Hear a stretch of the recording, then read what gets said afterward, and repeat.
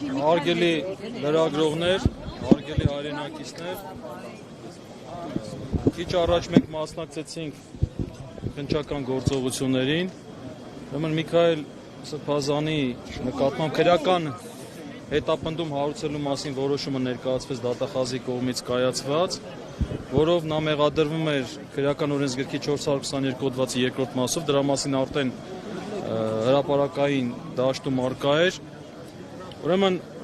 այս պահին մենք մեղադրանքի բնույթի մասին շատ բաներ չենք ուզում ասել պաշտպանական նկատառումներից ելնելով, քանի որ Սրբազանը ներկայացվելու է դատարան, նախնական տեղեկություններով Ավանի նստավայրում է լինելու, բայց լրացուցիչ երբ իմանանք կհայտարարենք։ Ուրեմն ձերբակալման պահից 24 ժամվա ընթացքում դատարանը պետք է որոշում կայացվի։ Հետևաբար մոտակա ժամերի ընթացքում դա լինելու է։ Մենք անպայման կտեղեկացնենք, այսինքն հրապարակային կտեղեկացնենք։ Այո, կալանքի հարցն է քննարկվում։ Դուք լավ տեսաք, որ սա աննախադեպ միջամտություն էր, ինչպես ոստիկանների եւ ԱԱԾ ծառայողների կողմից, երբ որ մայրաթորի տարածք ներխուժեցին, դրան գումարած այս ընթացքում էլ վստահ եմ, որ դուք ինքներդ էլ համացանցից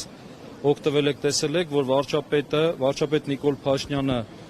բարբերաբար գրառումներ էր կատարում, որը մենք գնահատում ենք նաեւ իր ոչ կոռեկտ լինելով հանդերձ նաեւ ուղղորդում էր նաեւ քննչական մարմինների եւ դատական մարմիններին եւ բնականաբար այս ծանր ոնց ասեմ անմարդկային ճնշման ներքո բնականաբար արդարադատություն ակնկալելը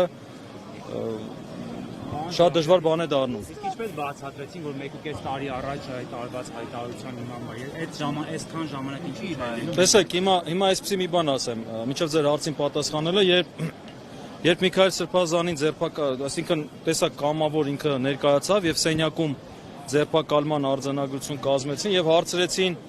ում է ուզում ծանուցել, տեղեկացնել, դե իրավունք ունի, չէ՞, մեկ անձի զանգել, ծանուցել։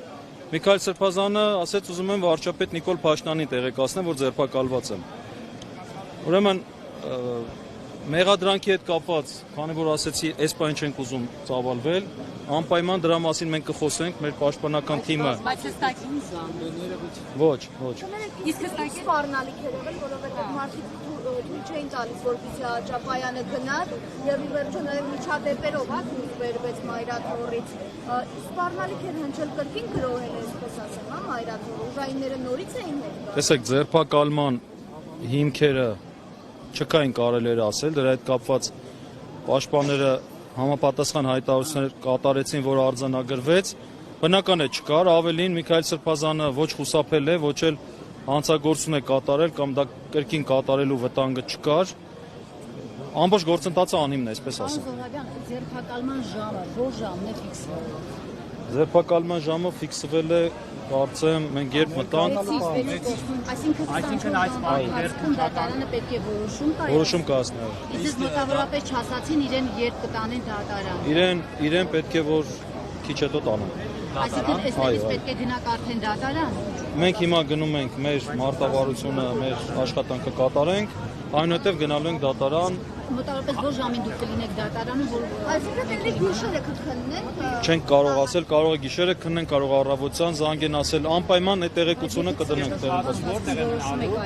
նշանակում է մինչև վաղը երեկոյան 6-ը դատարանը պետք է Դե կարող է առավոտյան օրինակ ժամը 7-ին նիստ նշանակի։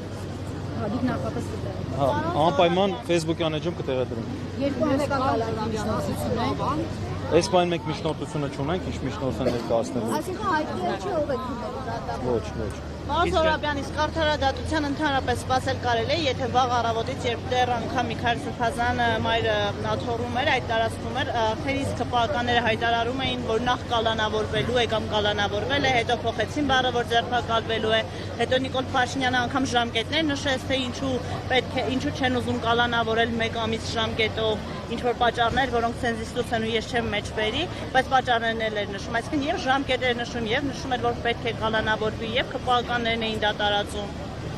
Գիտեք ինչ, մենք նույնպես դա տեսել ենք, արձանագրել ենք, դա ուղղակի ճնշման միջոցներ են, որը բնականաբար արդարադատության, այսպես ասեմ, իրականացնողներին կաշկանդելու է եւ մենք երբ իմանանք դատավորի անուն ազգանունը, արդեն կիմանանք թե ինչի հետ են գործ ունենալու։ Բնականաբար, այսպես մեծ հույսեր չունենք, որ լավ է լինելու, բայց մեղադրանքը ինքնին ակնհայտ անհիմն է։ Չկա մեղադրանք, Ժողովուրդ ջան։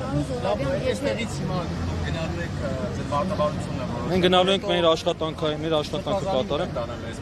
Սրբազանին տանելու են դատարան։ Այսինքն գիշերը դատարանում է անցկացվում։ Այո, տանելու են դատարան։ Ինչու եթե հայտի չէ ժամը դատավորը։ Նորցան հետ միասին պետք է ներկայացնեմ։ Կարգը այդպես է։ Այդպեսին է, ձերբակալումից հետո 12 ժամվա ընթացքում պետք է ներկայացնեն դատարան, միջնորդությունը եւ իրեն միասին։ Այսինքն ԶՊՎ-ում չի մնալու, այլ մնալու է գիշերելու է դատարանում։ Դատարանի համապատասխան հատվածում տեղ կա, որտեղ ձերբակալված անձին պահվում են, այդ հատվածում պետք է սպասի, մինչև դատական նստելը։ Ինչ հոգեվիճակում է Սրբազան հայրը։